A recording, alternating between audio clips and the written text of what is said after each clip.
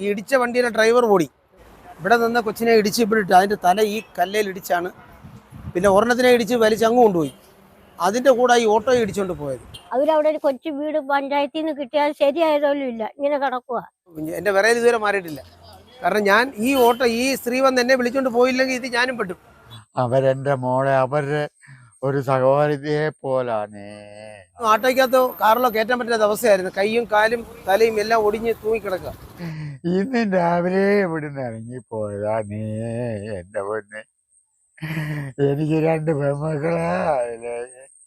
ഏറ്റവും പല ആലോചനകളും വന്ന് 29 27 വയസ്സായി. ഒന്നും എന്റെ മോള് മനസ്സിൽ വെച്ചോണ്ട് തന്നാണല്ലോ എനിക്ക് ഒരാലോചനയും വേണ്ട, എനിക്ക് വേണ്ട എന്നും പറഞ്ഞ് എന്റെ മോളിങ്ങനെ പോവുമെന്ന് ഞാൻ അറിഞ്ഞില്ലേ.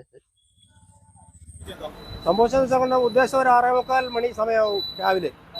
ഞാനന്നേരം എൻ്റെ വീട് തന്നെ ഇവിടെ അടുത്ത് തന്നെയാണ്. ഞാനത് ശബ്ദം കേട്ടു. ഞാൻ അവിടെ നിന്ന് ഓടിയിട്ട് വരുമ്പോൾ ഇവിടുന്ന് കിഴക്കുന്ന് പടിഞ്ഞാറോട്ട് ഒരു ടെമ്പോ ഓടി ഇങ്ങനെ വന്ന് അവിടെ നിർത്തുകയാണ്. ഒരു സംഭവം 407 കവറുള്ള വണ്ടിയാണ്. അന്നേരം ഞാനവിടെ നോക്കുമ്പോൾ 3 പേര്, ഒരാൾ അവിടെ കിടപ്പുണ്ട്, ഒരു സ്ത്രീ പിടിങ്ങനെ കിടപ്പുണ്ട്, ഒരു കൊച്ചാപ്പിളിങ്ങനെ കിടപ്പുണ്ട്. ഇങ്ങനെ 3 ഞാൻ ഓടി വരുമ്പോഴത്തേനും ആൾക്കാരെല്ലാം ഓടിക്കൂടി. ഒരു 10 മിനിറ്റ് നേരത്തേക്ക് വാഹനങ്ങളൊന്നും ഇല്ലായിരുന്നു. ആംബുലൻസിനെ വിളിച്ചു. ആംബുലൻസ് ഒന്നും വരുന്നില്ല. ഓട്ടോയ്ക്കകത്തവരെ കയറ്റാൻ പറ്റത്തില്ല. കാര്യം കാല് ഒടിഞ്ഞിട്ടുണ്ട്, തലയ്ക്ക് ചാടിക്കൊണ്ടിരിക്കുകയായതുകൊണ്ട്. പിന്നെ അപ്പോഴും തന്നെ ഒരു കാർ കൊണ്ടുവന്ന് നിർത്തി കഴിഞ്ഞാൽ പുള്ളി കയറ്റാന്ന് പറഞ്ഞിട്ടുണ്ട്. അപ്പോഴും തന്നെ ആംബുലൻസ് ഒന്നും അതിനകത്ത് കയറ്റി. 2 പേരെ ഒരു ആംബുലൻസിനകത്ത് കയറ്റി, ഒരാളിനെ വേറെ കുറേ വന്നൊരു ആംബുലൻസിനകത്ത് കയറി. ഇത്രയാണ് സംഭവം. ഇവിടെ നിന്ന് ഇവർ അവിടെ നിന്ന് ഒരു ബസ് ഇങ്ങനെ വന്നു. ആ ബസ്സിനകത്തോട്ട് ഇവർ കയറാനെ കൊണ്ട് ഇങ്ങോട്ട് ഇറങ്ങുവാണ്. അവിടുന്ന് ഇറങ്ങിയ സമയത്താണ് അവിടുന്ന് വണ്ടി വരുന്നത്. ഇവിടെ ഇങ്ങനെ ഒരു ബാനർ കെട്ടിയിട്ടുണ്ടായിരുന്നു. ആ ബാനറിനകത്ത് തട്ടി ഇടിച്ച് അവരെ തട്ടുക. അവിടെ ചേർന്ന് നിന്നു. 2 ജീവൻ പോയി. 2 ജീവനല്ല, അതിനേക്കാൾ ആക്സിഡന്റാണ്. ഓട്ടോ ഡ്രൈവർ എന്ന് വെച്ചാൽ പുള്ളിയുടെ കാലെ പ്ലാസ്റ്റിക് ഇട്ടേക്കുന്ന ഒരു പാർട്ടിയായിരുന്നു. കാലെ കമ്പി ഇട്ടേക്കുന്ന പുള്ളിയുടെ കാലൊടിഞ്ഞ് തൂങ്ങി. ഒരാൾ വിവാഹം കഴിച്ചിട്ടില്ല. അതൊരു കുട്ടി, അതിനൊരു 24 വയസ്സ് പ്രായം വരും. മറ്റേതിന് 2 പെൺപിള്ളേരാണെന്ന് പറയുന്നു. എനിക്ക് ഭർത്താവിന്റെ കൺമുന്നിൽ തന്നെ കണ്ടു കാണുമോ. ഞാൻ അവനെ പിടിച്ചോണ്ട് നിൽക്കുകയാണ്. അവളെ കൊണ്ടാക്കാൻ അവര് നേഴ്സായോണ്ട് കൊണ്ടാക്കാൻ വന്നു. മറ്റേ കുട്ടി എനിക്ക് തോന്നുന്നു ബേക്കറിയെല്ലാം കണ്ട് ജോലി ചെയ്യാൻ തോന്നുന്നു. ആ കൊച്ചിന് അല്ല വേറെ ഒന്നുമില്ല. വീട് പോലും സ്വന്തമായിട്ടില്ല ഒരു കൊച്ചിന്. ആ മരിച്ചത് ആയിരുന്നു. അപ്പോഴാണ് എനിക്ക് പാലും മേടിച്ചുകൊണ്ടിരുന്നൊരു സ്ത്രീ എൻ്റെ വണ്ടിയും വിളിച്ച് ഞാൻ ആ പമ്പിൻ്റെ അവിടെ ചെന്നപ്പോൾ ആക്സിഡൻറ്റ് നടക്കുന്നു. അതുകൊണ്ട് ഞാൻ രക്ഷപ്പെട്ടത്. ഇവിടെ നിന്ന് കൊച്ചിനെ ഇടിച്ച് ഇവിടെ ഇട്ട് അതിൻ്റെ തല ഈ കല്ലയിൽ ഇടിച്ചാണ് അത് ഡെത്തായത്. നേഴ്സ് വെച്ച്. പിന്നെ ഒരെണ്ണത്തിനെ ഇടിച്ച് വലിച്ചങ്ങ് കൊണ്ടുപോയി. അതിൻ്റെ കൂടെ ഈ ഓട്ടോ ഇടിച്ചുകൊണ്ട് പോയത്. രാവിലെ ആംബുലൻസ് വരാഞ്ഞ് തന്നെ ഒരു 20 മിനിറ്റോളം ഇവിടെ ഈ 3ഉം കടന്നു. കാരണം ഇതിനൊന്നും ആട്ടോയ്ക്കകത്തോ കാറിലോ കയറ്റാൻ പറ്റാത്ത അവസ്ഥയായിരുന്നു. കൈയും കാലും തലയും എല്ലാം ഒടിഞ്ഞ് തൂങ്ങിക്കിടക്കുക. പിന്നെ 20 മിനിറ്റോളം കഴിഞ്ഞിട്ട് ആംബുലൻസുകൾ തന്നെ എത്തിയത്. ഇവിടെ അടുത്തൊരു ആംബുലൻസ് ഉണ്ട്, അത് ഇല്ലായിരുന്നു വണ്ടി. പിന്നെ 20 മിനിറ്റ് കഴിഞ്ഞ് വന്നു. ഇവിടുന്ന് ഈ കുട്ടി ഇവിടെ കിടക്കുമ്പോഴേ ഡെത്തായി കിടക്കുക. ആശുപത്രി കൊണ്ടുപോയെന്നേ ഉള്ളൂ. മറ്റേനെ വിജാസി ചെന്നപ്പോഴത്തേക്ക് അതും മരിച്ചു. പിന്നെ SP പോർട്ടിലാണ് വിജയൻ എന്ന് പറയുന്ന ആട്ടോ ഡ്രൈവർ ഉള്ളത്. അതിൻ്റെ ഡീറ്റെയിൽ ഒന്നും അറിഞ്ഞിട്ടില്ല ഇതുവരെ. 2 പേരെ ഓൾറെഡി മരിച്ചു. ഓടി രക്ഷപ്പെട്ടത് ഡ്രൈവർ. ഈ ഇടിച്ച വണ്ടിയുടെ ഡ്രൈവർ ഓടി. അപ്പം ഞാൻ പോയി അതിൻ്റെ താക്കോലും ചൂരിയെടുത്തു. എൻ്റെ വിറയിൽ ഇതുവരെ മാറിയിട്ടില്ല. കാരണം ഞാൻ ഈ സ്ത്രീ വന്ന് എന്നെ വിളിച്ചുകൊണ്ട് പോയില്ലെങ്കിൽ ഇത് ഞാനും പെട്ടു.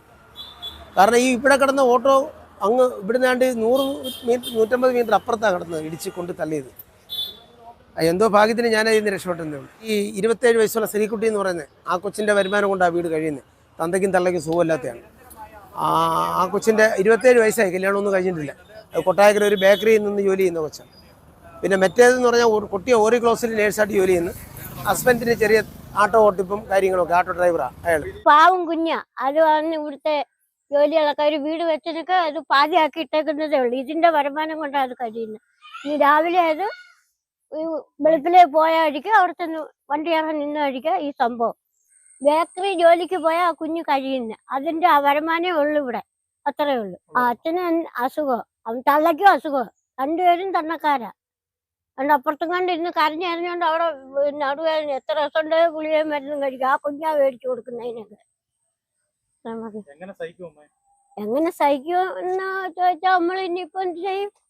ഞങ്ങൾക്ക് പോലും സങ്കടം. ഞങ്ങൾ എപ്പോഴും കാണുന്ന, എപ്പോഴും വരുന്നതും വരുന്നതും ഒക്കെ ഞങ്ങൾ ഓരോന്ന് ചോദിക്കാൻ പറയുന്നു. ഇത് അവരിവിടെ ഇങ്ങനെ വാടകയ്ക്ക് ഇരിക്കുന്നതേ ഉള്ളു. ഇത് കുഞ്ഞമ്മയുടെ വീടാ, മൂത്തമ്മയുടെ വീടാ. അവരവിടെ ഒരു കൊച്ചു വീട് പഞ്ചായത്തിൽ നിന്ന് കിട്ടിയാൽ ശരിയായതോലും ഇല്ല, ഇങ്ങനെ കിടക്കുക. കളക്കും തന്തയ്ക്കും വയ്യാത്തോണ്ട് അതിന്റെ വരുമാനം കൊണ്ടാണ് അവര് കഴിയുന്നത്. എന്റെ കുഞ്ഞു പോയി, എന്നോട് ചേരാൻ ഒരു കുഞ്ഞുങ്ങളില്ല. അവരെന്റെ മോളെ അവരുടെ ഒരു സഹോദരിയെ പോലാണ് അവര് കാണുന്നത്. ഒരിത്തിരി സമയം പോയാൽ ഇവിടെ കൊണ്ട് വീട്ടിൽ കൊണ്ടാക്കും. അങ്ങനെയൊക്കെ കഴിഞ്ഞ് ഇപ്പൊ എന്താ, ആരും കൊണ്ടാക്കിയും വേണ്ട, ഒന്നും വേണ്ട, എന്റെ മോളെ കൊണ്ടുപോയി.